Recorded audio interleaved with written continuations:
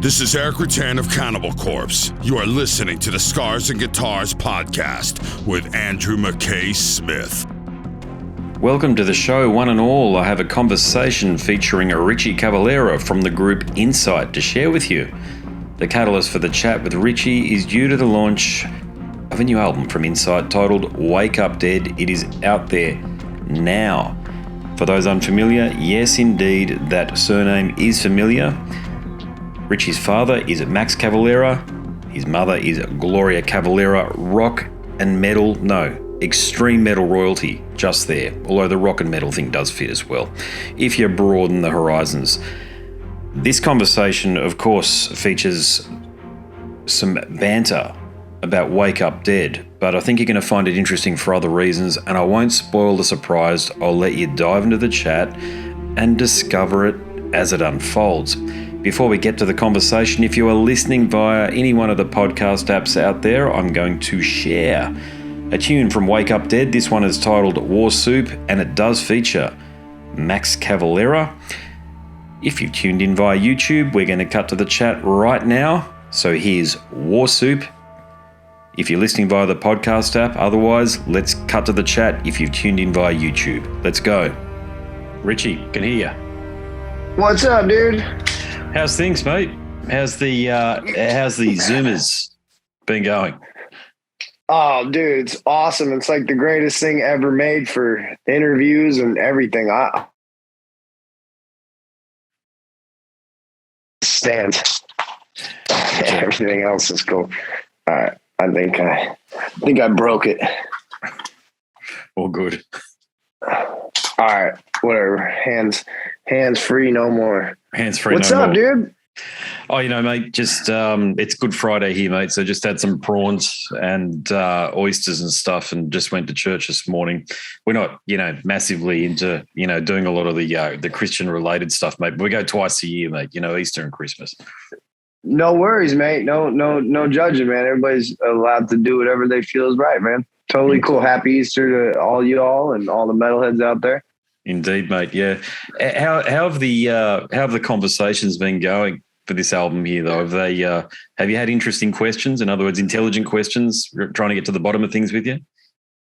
Oh, definitely. It's been, more focused on the album and the band, which is cool. Kind of been through all of the history of who I am and what I've done and who I am. So it's cool to have this record kind of speak in volumes for itself, and the band getting the praise that I feel it deserves. No, I agree. Yeah, I mean, I bet you get that a lot though, with people just wanting to focus on the surname and the association, that sort of thing. Yeah, and that's totally cool to me because carrying on a legacy that big is it's a big responsibility as well as a privilege that I'm insanely humbled by and honored to be a part of, and to keep the name in metal, for hopefully another 20, 30 years is awesome, man. I'm stoked about it.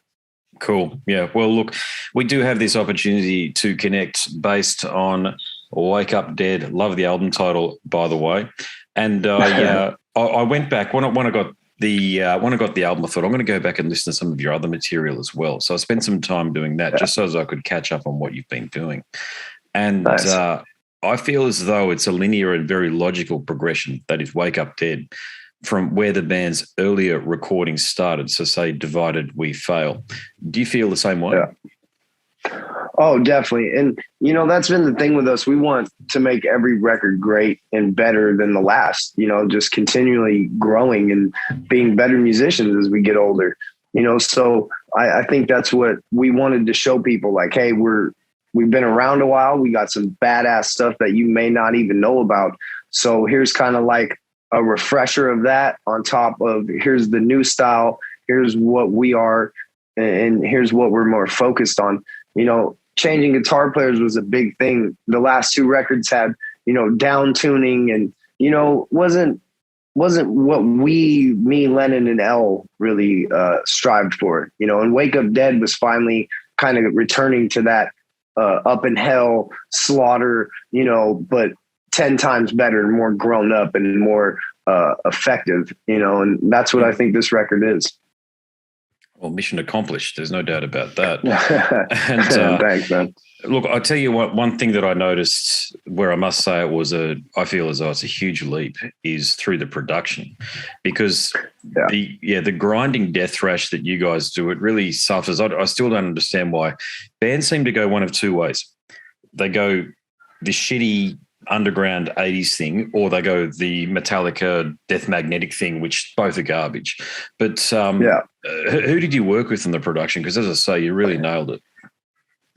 This was Steve Evans, and now this was his third record with us. So I think that as well is something that we've grown with, because I think when you hear, Oppression to Built to Destroy to now this, it's gotten better production-wise from our performances being better.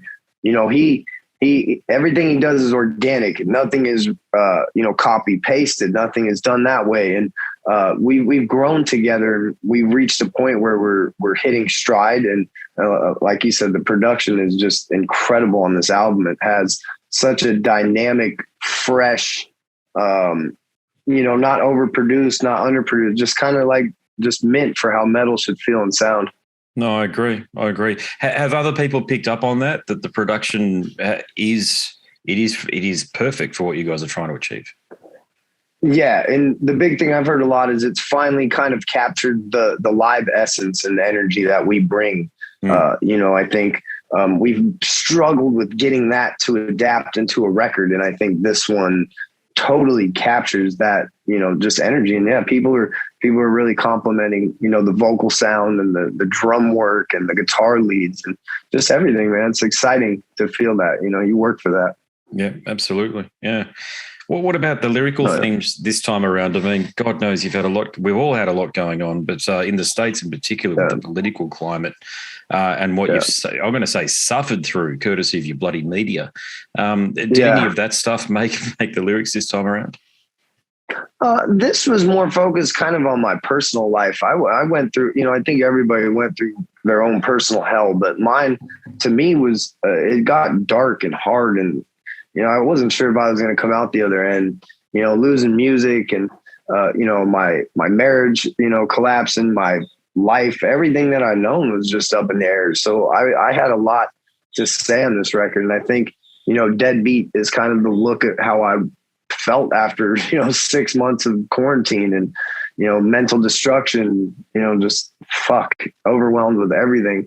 And then you have, Fuck With Me. That was kind of like where I was beginning to find my strength again and realize who I am, what I am. So this record, I think, is very relatable to everybody, man, with what we have all been through. It has a little bit of everything. Bullying, with War Soup and, just a lot of topics that really were personal and hit home in my own life. Yep, fantastic. Yeah, it's fantastic from the perspective that you're able to articulate your emotions and express them in a way that is meaningful through your music. And it's not as easy as what it sounds, is it, when you actually go to put pen to paper or what have you and try to fit them in with the cadence of the beat of the music? For sure. And I've always had this pressure on me to feel like I had to write lyrics and stuff a certain way. Things like The Slaughter, like I Am Here to Kill You, more metal topics, like these things where we're just like these crazy ass dudes that like go around killing people. But it's, now it's like growing up and being able to articulate your words better and just being yourself, more than anything, not giving a shit really at the end of the day what anybody thinks, just doing what you feel is right and is real to you. Because now it's like when I sing these, it's so much anger and rage and happiness that comes out in them. It's a trip, to find that in your later years. Yeah, absolutely. Yeah, no doubt. Yeah. Now, the cover art too, I was impressed, very impressed. Got a bit of an Ed Repka feel to it. Is that something you were going for? With us, the covers have always been super important. I think me and Elle specifically, we grew up looking at covers and not knowing bands, and we just buy them based off of that. So for us, it was a big thing to have a great cover. From Dan Seagrave to Andre Buzikov to Brian Zellner now, who did this. It just captures everything about this record in a visual sense. the zombie out of the ground is like the rebirth and, the reintroduction of this band to the world. The pot leaf shirt, the Arizona rattlesnakes and cactus and shit. And yeah, we just, it spoke to us very well. And, Brian Zellner brought that, like you say, that very artistic, comic look to it, which I just love, man. The colors are great.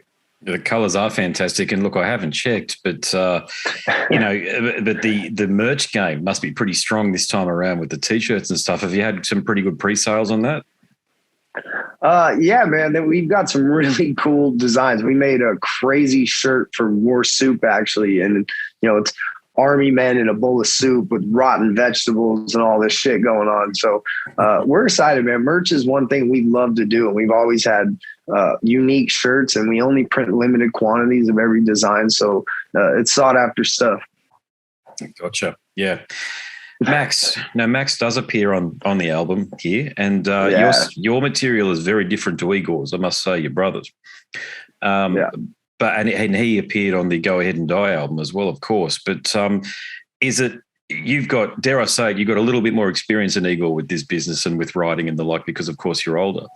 Do you tell Max what to do when he comes into these situations, and what does he bring to your music? Oh, that was one of my favorite parts. I've always kind of been on his songs and all this kind of different experiences where it's, him bossing me around. And now it was like, sitting down with him and be like, hey, this is how we want you to sing it. This is where we want you to sing it. And that was cool, because just not even him being like my father, just him being a musical legend, to have on your record, to have him in the studio with us and creating this killer song, and we had it all done ready for him to go. So he just had to come in and lay down the Chaos AD style vocals that, we were really wanting from him, and it brought a unique structure and words that he doesn't really say, a lot. So it's a cool Max vibe on an Incite album, and people are digging that song, man. And we could have left the elephant out of the room, but to us, it's, like I said, it's something we've learned to grow with and respect and love, that it's a part of our band in a sense, and no reason to fight it. Let's just rock, make cool shit for metalheads and let people enjoy it. I absolutely agree on that point. It's a linear point that I'll make on this one here, so it's not in the same quadrant as what you might be dealing with. But Jason Newsted, for example, when he went out and toured with his Newsted band, didn't play any Metallica songs. Now, he did write a few Metallica songs. They're out there. But it's like he disowns something that he had a very strong association with. And that's my point there with you, is that you're embracing something that you have a very strong association with, but you're doing it in your own way. Yeah. And I think throughout the years, we did our thing. We went on our tours. We created this band, on our own. And then, once it became a time where it was like, people respect this band for what it's done, who the members are, the love that they have for us. They see what we've done and the hard work we put in. So now we like I say, we've grown up to a place of embracing it and making cool things out of it, rather than not creating something as badass as War Soup, Indeed. Yes, indeed. Yeah. Now, look, you were credited on the Nail Bomb album, and I don't even think you were 10 years of age back then. And I think you're credited with Guitar Noise or something like that. And people of my vintage in their 40s, so a lot of love for that album, as you're probably aware. Us, wouldn't call us older, but, approaching middle age sort of thing. Yeah. What do you have any memories of being around the studio when Max is recording that album, and indeed the birthing process? Oh, for sure. I mean, him and Alex wrote that like my sister's bedroom, when I was like 8 or 9, and I remember, samplers and floppy disk everywhere, and it was crazy, and one day, they pop in, they're just like, hey, come to the studio, we got something cool for you to do. And I was really big into guitar when I first, delved into music. So they brought me in, and I just untuned the guitar and unwound those strings, man, and just went ape shit on it. And it was something I'll never forget, because then, it led to playing at the Dynamo with them. Yeah. And, that DVD becoming such like a cult classic and, metal, that being a part of it was so rad. And, you know, that was really my first recording. You know, prior to that, I had done like playing guitar on stage during Policia with Sepultura, you know, but that was really the first major thing where it was like people were like, yo, dude, your little thing's awesome. You know, being 9 years old, it's fucking rad to have music be that much of my life, you know. It's probably the coolest story I reckon a 9-year-old can probably have. Hey, I played on the Nail Bomb album. There's not a lot of other stories out there like that. Pretty legendary, man. I've had a very awesome, grateful, cool life for sure. I can't complain, man. What was the vibe like? Because you're right, that 2005 performance, that Dynamo performance is pretty much standalone, isn't it? Given that Nail Bomb doesn't perform very often, and you had a big part in that performance there. Yeah. But what was the vibe like? Was it nervous energy, or was it just a sense of, hey guys, we love doing this, let's go? Oh, it was incredible. I mean, you had 120,000 people. And you had so many bands. And at that time, Music Man camaraderie, it was incredible. Every band was friends, and it was a brotherhood, you know, from Machine Head and Fear Factory to Neurosis and, you know, just all these bands, Biohazard. You know, we were just hanging out with everybody. When you see that video, you see all the people on the sides of the stage and all the artists that take part in it. You know, it was a special time in music, you know, and I think it lost its way for a while. And it's kind of coming back now where you're having that brotherhood of bands and you're not so worried about genre splitting and just really enjoying what we all do together, you know, and that's create music. And the bigger it gets for everybody, the bigger, you know, it gets worldwide and so on and so forth. So hopefully we get back to that kind of vibe, man, because it was special.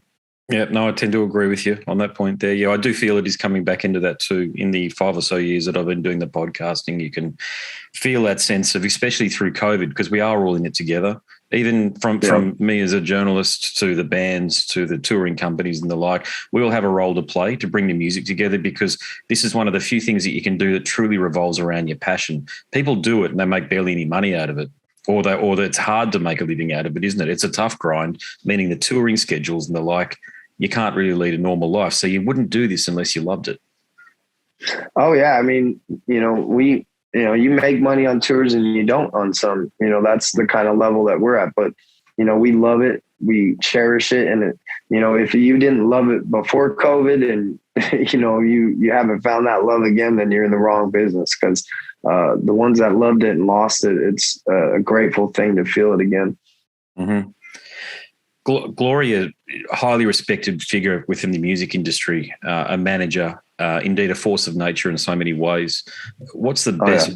What's the best piece of advice that she's given you?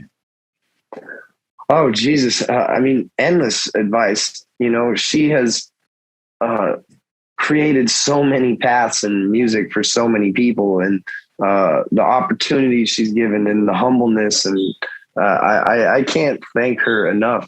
You know, I think the big thing that I've always taken away from her is just, you know, having fun. You know, she, you know, always stresses that, you know, no matter what you're doing, how hard this thing gets, have fun, because that's what you ultimately get into being an artist for, you know, is that enjoyment, that happiness that it brings. And it can get lost amongst all the stress and the shit that comes with being in a band. So I appreciate that from her a lot. And, you know, just watching her daily, you know, seeing her drive, her commitment to heavy music and its continued success, you know, it's incredible. I tend to agree. I won't ask you to speak for her, but I hope she releases a book sometime soon. I know she did that blog thing for a while there, but she's got to have a book somewhere on the horizon. Yeah, I mean, she keeps speaking about it coming out after she's dead, but I want it to be when she's alive, because it's incredible the things she's been a part of. I mean, since 1983, from Atrophy and Sacred Right to owning the first metal bar in Arizona where Poison played, and, you know, Rob Halford was a regular guest, and, you know, Jason Newsted was discovered. She's been just a part of so much of it, man. It's incredible, and I respect her dearly. Yep. No, it's lovely, mate. It's lovely. And thanks for answering the question, by the way. I know talking about your parents can be, it's one of those things, isn't it? But I appreciate that you've given me an answer on that one. And look, something else too. You've had an opportunity to experience a lot and you've done a lot. But if you could single something that's been your greatest challenge that you've had to rise to meet, what do you think that would be? Getting this album out. We've been through a lot of shit as a band, but there were times, last summer where I didn't think this thing would come out or see the light of day. And, I had personal battles going on. We had record labels being changed and management being changed and so many things happening that it got overwhelming. And, it was supposed to come out in July and then November and then March and then finally April. So, I've never had an album like that and face all those challenges and difficulties, but I think now that it's out, it's one of the most humbling and greatest accomplishments this band's ever had to this point, and I think it's going to bring a lot of new goals and dreams that we've had, Yeah, I agree. Yeah. It should hopefully find, it's not about a new audience, but expand your audience. People who are already into this sort of music and stuff who may not be aware of the band and get you some new people that way. But that point around the label is a really interesting one because I've watched with interest over the past 2 or 3 years or thereabouts, however long it's been. Marcus has been doing his thing from Nuclear Blast, now with Atomic Fire. You guys are on Atomic Fire. There aren't many bands signed there, which means that he's taking a fairly highly selective approach to who he brings on board. So what sort of conversations, or what can you share about the conversations that you had with him? Oh, man, incredible. He was given the CD by our manager, Dez, and, he was just like, holy shit, how have I never heard of this band? He was just really blown away. And, he let us know, he's like, my goal is to make this band known and be big for all these incredible albums they have. And, that was just like, holy shit, this guy's done so much for metal. And to say that about us was absolutely surreal. So, we felt his passion for the band and his team that he put together. And then, being on a roster with Meshuggah and Opeth and, it blows my mind.